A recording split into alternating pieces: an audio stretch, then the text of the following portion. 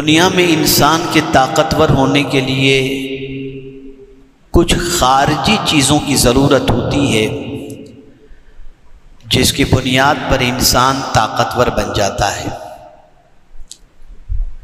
انسان کے پاس اگر مال ہے تو مال کی بنیاد پر وہ طاقتور محسوس کیا جاتا ہے۔ اس کے تعلقات اچھے ہیں، اعلیٰ درجے کے لوگوں کے ساتھ یا طاقتوروں کے ساتھ، تو انسان اسے بھی طاقتور محسوس کرتا ہے۔ اور ایسے ہی اگر انسان کو کوئی عہدہ مل جائے تو اسے طاقتور محسوس کیا جاتا ہے۔ بس یہ صرف اشارتاً میں نے آپ کو سمجھا دیا، آپ اس پر غور کر سکتے ہیں اور محسوس کر سکتے ہیں کہ ایک انسان بظاہر تو اس کا جسم عام انسانوں جیسا ہوتا ہے، لیکن وہ انسان عام انسانوں کی طرح نہیں ہوتا۔ اگر اس کے روابط اچھے ہوں، تعلقات اچھے ہوں، اقتدار ہو، ساری چیزیں ہوں، تو وہ اپنے آپ کو طاقتور محسوس کرتا ہے۔ پتہ چلا تعلق کی بنیاد پر، کسی طاقتور سے تعلق کی بنیاد پر، کسی اعلیٰ درجے کے انسان سے تعلق کی بنیاد پر انسان خود کو طاقتور محسوس کرتا ہے۔ اب قربان جائیے رحمت عالم صلی اللہ تعالی علیہ وسلم کے ارشاد پر کہ فطرت انسانی کو میرے آقا صلی اللہ علیہ وسلم جانتے ہیں کہ دنیا کا کوئی انسان کمزور رہ کر کے زندگی گزارنا نہیں چاہتا، طاقتور بن کر کے زندگی گزارنا چاہتا ہے۔ تو سرکار صلی اللہ علیہ وسلم نے دستور عطا فرمایا، اور ابتدا کتنے پیارے انداز سے فرمایا من ارادہ، جو یہ ارادہ کرتا ہے، جو یہ چاہتا ہے، ان یکون اقوی الناس، لوگوں میں سب سے زیادہ طاقتور بن جائے۔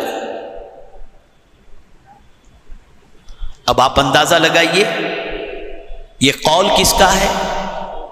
رسول اعظم صلی اللہ علیہ وسلم۔ آقا کریم صلی اللہ تعالی علیہ وسلم کو اللہ عز و جل نے طاقتور بھی بنایا، اور میرے آقا کی طاقت کا عالم تو یہ ہے کہ اشارہ کر دیں تو چاند کے 2 ٹکڑے ہو جائیں، اشارہ کر دیں تو ڈوبا ہوا سورج پلٹ آئے۔ اتنی طاقت میرے آقا صلی اللہ علیہ وسلم۔ اب وہ رسول اعظم صلی اللہ علیہ وسلم فرماتے لوگوں میں اگر کوئی یہ چاہتا ہے کہ طاقتور بن جائے تو ظاہر سی بات ہے کہ وہ جو نسخہ عطا فرمائیں گے وہ کتنا عظیم ہوگا۔ اب اس نسخے کو بتانے سے پہلے تھوڑا سا سمجھا دوں۔ اگر آپ کے تعلقات بہت ہائی لیول پر ہوں تو کیا ہوگا؟ وہ ہائی لیول پر جو بندہ ہوگا اس کے اختیارات ہوں گے، وہ کسی کو فون کر دے کام ہو جائے، وہ مال کی ضرورت ہو تو دے دے، آپ کا کوئی مسئلہ ہو تو حل کر دے۔ تو آپ اس کو پہلے طاقتور دیکھیں گے تو اس سے تعلق قائم کریں گے۔ اب ایک آرڈینری انسان کے پاس کچھ ہے ہی نہیں تو آپ اس سے تعلق کیسے قائم کریں گے؟ اور اس سے آپ کا کیا فائدہ ہوگا؟ کچھ تو ہونا نہیں۔ اب حضور نے مینشن کیا کہ کائنات کے اندر اگر سب سے زیادہ طاقتور کوئی ہے تو اللہ ہے، اس سے زیادہ طاقتور کوئی ہے ہی نہیں، اور ساری کائنات اس کے دست قدرت میں ہے۔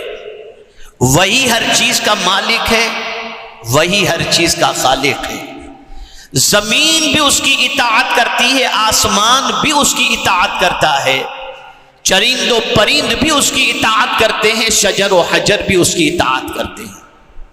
وہ اگر زمین کو حکم دے دے تو 35 سیکنڈ کے زلزلے کے اندر پورے شہر کو ملبے کے ڈھیر میں تبدیل فرما دے۔ وہ اگر آسمان کو حکم دے دے تو اس طرح سے موسلادھار برسے کہ بستی کی بستی تباہ ہو جائے۔ پتہ چلا سب سے زیادہ طاقتور کون ہے؟ جواب دیجیے آپ، اللہ۔ یہ آپ کا بھی عقیدہ ہے، میرا بھی عقیدہ ہے، سب کا عقیدہ ہے۔ اب حضور کیا فرماتے ہیں؟ میرے آقا صلی اللہ علیہ وسلم فرماتے ہیں من اراد ان یکون اقوى الناس، جو لوگوں میں سب سے زیادہ طاقتور بننا چاہتا ہے فلیتوکل علی اللہ، وہ اپنے رب پر بھروسہ کر لے، اللہ پر بھروسہ کر لے، اللہ کو کارساز حقیقی بنا لے، مان لے، اور اس طرح سے اللہ پر بھروسہ کرے کہ فرمایا گیا جس طرح پرندے بھروسہ کرتے ہیں کہ نہ ان کا کوئی گھر ہے، نہ ان کے اگلے دن کا کھانے کا کوئی اسٹاک ہے، صبح بھوکے نکلتے ہیں، شام کو پیٹ بھر کر کے آ جاتے ہیں۔ اے پرندوں، کل کی فکر کیوں نہیں کرتے؟ تو جواب ملے گا جس نے پیدا کیا ہے اس پر ہمیں بھروسہ ہے کہ جس نے آج رزق عطا فرمایا وہ کل بھی ہمیں روزی عطا فرمائے گا۔ اللہ پر بھروسہ، اللہ پر کامل یقین،